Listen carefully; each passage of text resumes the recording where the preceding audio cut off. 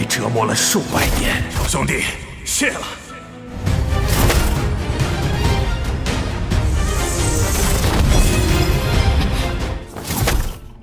却等来个素未谋面的人族。 Alright guys, balik lagi sama Ketua Sekte. Gimana kabar teman-teman semuanya? Baik-baik aja ya kan? Nah, di video kali ini kita akan kembali melanjutkan pembahasan alur cerita Donggua Ball to Truth the Heaven episode 176 ya guys ya. Buat teman-teman yang baru gabung dan belum sempat nyimak pembahasan episode sebelumnya, Abang Frank saranin nonton dulu ya guys ya, supaya teman-teman gak gagal paham ngikutin kelanjutan alur cerita di episode kali ini. Linknya ada di kolom deskripsi. Oke lah guys, gak usah kelamaan lagi di awal video, langsung aja simetriskan posisi rebahan. Inilah waktunya kita baku hantam.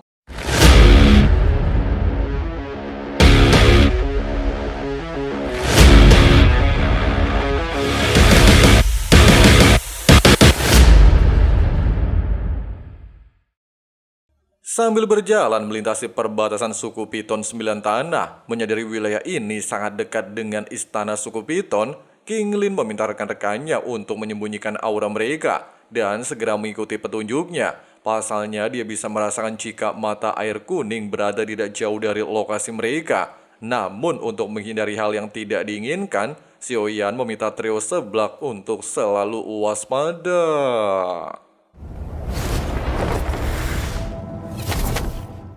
Sesampainya di kolam air kuning dan Xiaoyan sendiri dibuat Herman merasakan hawa dingin di tempat ini, King Lin mengatakan inilah yang menjadi alasan kenapa seluruh anggota suku Piton 9 Tanah tidak mampu bertahan cukup lama di kolam mata air ini, kecuali ada situasi terdesak. Setelah mengerti dengan penjelasan King Lin, serta dia juga haruslah mendapatkan kristal darah, Xiaoyan segera berpamitan menelusuri pedalaman mata air kuning dan berpesan untuk saling menjaga diri. Meskipun hawa dingin mata air kuning 9 Tanah cukup dingin, bahkan api surgawinya tidak bisa menahan sepenuhnya, dan Xiaoyan sendiri tidak mengerti seberapa dalam kolam tersebut, namun dia memutuskan untuk mempercepat waktu mencari kristal darah. Demi bisa mengatasi energi hawa dingin meningkat berkali-kali lipat, Xiaoyan harus menggunakan doki untuk menetralisir hawa dingin yang masuk ke dalam tubuhnya. Namun di waktu bersamaan, Xiaoyan mendapatkan serangan dari kelompok Piton kolam 9 Tanah, sehingga dia bergegas pergi menjauh dari lokasi tersebut. Dalam aksi melarikan diri, menyadari tempat aneh selalu melahirkan berbagai makhluk aneh, bahkan dokinya akan terkuras habis jika bertarung melawan kelompok Piton kolam 9 Tanah. Xiaoyan akhirnya memiliki sebuah rencana untuk mencari lokasi yang aman mengurung kelompok Piton. Dengan begitu dia bisa kembali melanjutkan perjalanan. Di sisi lain, meski Cailin bisa merasakan kolam air kuning dapat membantunya berevolusi menjadi Piton langit 9 warna, hanya saja dia masihlah mencemaskan nasib Xiaoyan. Pasalnya energi dingin kolam mata air bisa membuat seseorang jadi beku, sehingga Cailin beranggapan resiko yang dialami Xiaoyan jauh lebih besar darinya. Oleh sebab itu dia bertekad menyelesaikan transformasi Piton langit 9 warna dan gak mau kalah dari Mamang Oyen. Tapi tiba-tiba...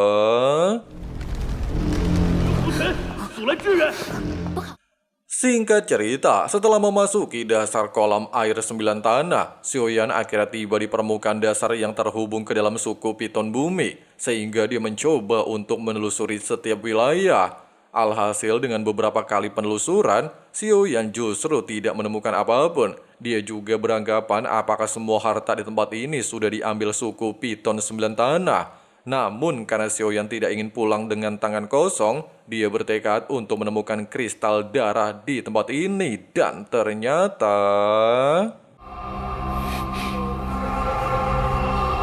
Sambil mengikuti suara misterius barusan, Xiaoyan tiba di salah satu ruangan rahasia suku Piton 9 Tanah dan bertemu dengan seorang bapak-bapak lagi di borgol bernama Yao Ming di ranah Doseng Bintang 2. Meski Xiaoyan menyadari kekuatan orang ini jauh lebih kuat darinya, tapi dia masihlah kebingungan kenapa dia bisa terkurung di tempat ini. Terlebih lagi, setiap kali Yao Ming mendapatkan siksaan, rantai di sekitarnya menguras doki. sehingga membuat Yao Ming dalam kondisi sangat lemah. Nah, dikarenakan tujuan Xiaoyan untuk mencari kristal darah di tempat ini, serta nggak pengen dapat masalah baru, dia beralasan tidak sengaja memasuki tempat ini. Oleh sebab itu, dia segera pamit undur diri meninggalkan ruangan rahasia. Tapi... 我有你想要的东西。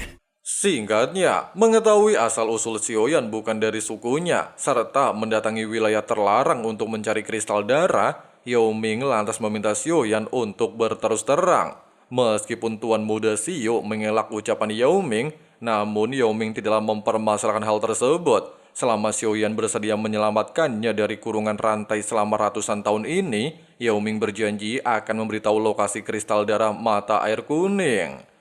Xiaoyan menegaskan walaupun kristal darah adalah benda yang harus dia miliki, namun hal itu tidak setimpal jika mengambil resiko berbahaya terjun ke dasar kolam air. Terlebih lagi, Yao Ming terjebak di tempat ini pastilah ada udang di balik batu. Jika Xiaoyan bersedia membantunya, entah masalah apa yang harus dia tanggung. Dan tiba-tiba... 我是九幽地冥猛族族长。 Ucapan barusan jelas mengejutkan Xiaoyan. Dia mengatakan bukankah kepala suku Piton bernama Yao Xiaotian. Sambil menahan penderitaan selama ratusan tahun, Yao Ming telah mengungkapkan identitasnya sebagai kakak Xiaotian. Meski bersaudara, tapi demi posisi ketua suku Piton, Yao Xiaotian memanglah sengaja mengurungnya di tempat ini. Hal itu disebabkan rasa kebencian terhadap dirinya. Dikatakan, sejak berdirinya suku Piton Tanah, sang ayah berharap kedua putranya bisa memimpin seluruh anggota menuju puncak kejayaan. Tapi siapa sangka Xiaotian selalu menganggap dirinya merebut energi Doqi saat dalam kandungan, sehingga menyebabkan kekuatan garis darah keturunan melemah sejak lahir. Tidak hanya itu, demi bisa menuntaskan balas dendam, Yao Xiaotian menggunakan obat racun untuk melemahkan kekuatannya dan menyegelnya di dasar kolam mata air kuning. Bahkan mengarang cerita kepada semua orang kalau dirinya meninggoy di dasar kolam demi mengejar kekuatan. Tepat di saat Xiaoyan merasa tersentuh mendengarkan kisah Yao Ming, mereka berdua dikejutkan dengan suara ledakan, sehingga Xiaoyan memutuskan pergi untuk menyelamatkan trio seblak. Namun Yao Ming segera menghentikan tindakannya dengan alasan keberadaan Xiaoyan dan rekan-rekannya telah diketahui oleh pemimpin suku Piton. Bahkan Xiaotian pastilah membawa orang kepercayaannya alias tetua agung yang sudah berada di ranah Doseng Bintang 1. Oleh sebab itu, dengan kekuatan Doseng Bintang 2, Yao Ming lantas mengajak Xiaoyan untuk bekerja sama. Meski ucapan barusan memanglah fakta, namun Xiaoyan beranggapan jika pemimpin suku alias Yao Xiaotian bertindak mengerahkan banyak tetua, maka nyawa Yao Ming pastilah akan terancam. Demi bisa meyakinkan Xiaoyan, Yao Ming lantas mengatakan dirinya memiliki benda pusaka yang disebut tongkat 9 tanah. Selama Yao Ming mengeluarkan tongkat ini, maka para tetua tidak akan berani menyerang. Bahkan jika dia berhasil mengalahkan adiknya, serta merebut kembali posisi ketua sekte, Yao Ming berjanji akan memenuhi syarat apapun yang dibutuhkan Xiaoyan. Dengan pertimbangan yang cukup matang, serta demi Kanjeng Cailin, Xiaoyan lantas bersedia membantu Yao Ming. Namun dengan syarat dia haruslah menyegel jiwa Yao Ming. Hal itu Xiaoyan lakukan demi keselamatan rekan-rekannya dan bisa percaya jika Yao Ming tidak akan mengkhianatinya. Nah, dikarenakan Yao Ming udah muak banget disegel di ruangan ini selama ratusan tahun, serta udah nggak sabar pengen cepat-cepat keluar dan melakukan balas dendam, Yao Ming lantas mengikuti semua perkataan Xiaoyan.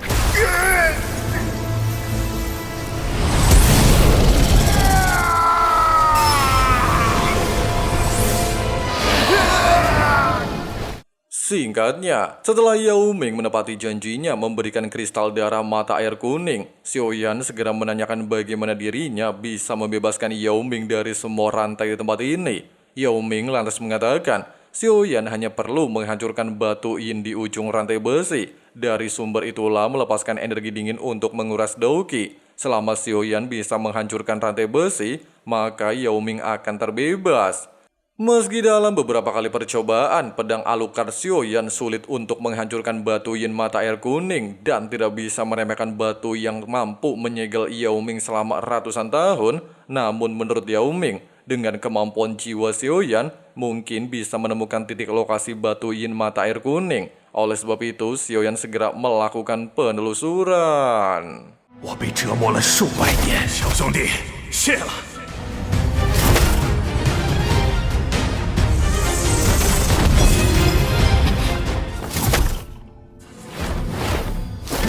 却等来个素未谋面的人族。 Alhasil, hanya dalam waktu yang cukup singkat setelah menemukan titik lokasi batuin serta melepaskan kemampuan jiwa, Xiaoyan akhirnya bisa membebaskan Yao Ming dari kurungan rantai suku Piton Tanah 9 Neraka.